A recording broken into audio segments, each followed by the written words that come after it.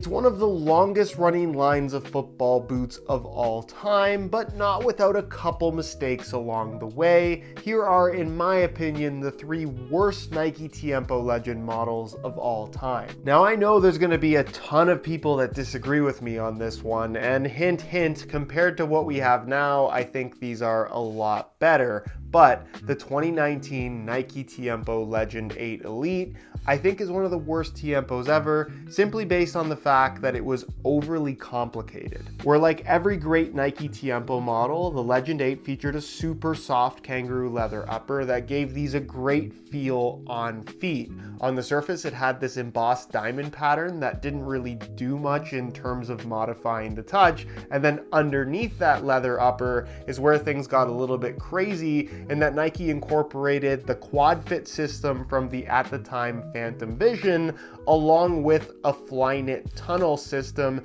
meaning that there were multiple layers of not leather materials between your foot and the ball sitting underneath this super soft leather upper, creating a feel that I thought was a little bit numb as far as kangaroo leather football boots go, and in the grand scheme of Nike Tiempos, the touch just wasn't as good as it should have been. While the Nike Tiempo series was always about combining that classic kangaroo leather touch with modern technology, in 2009 with the Legend 3 Elite, Nike might have pushed that concept a little bit too far, where for starters, the Elite series variation was far more expensive than the normal Legend 3, retailing for $300 16 years ago. But the big thing with this boot was the fact that it wasn't a kangaroo leather upper, but instead a synthetic Kangolite, which technically was also on the CTR 360 Maestri 1 at the time, a football boot that I really liked.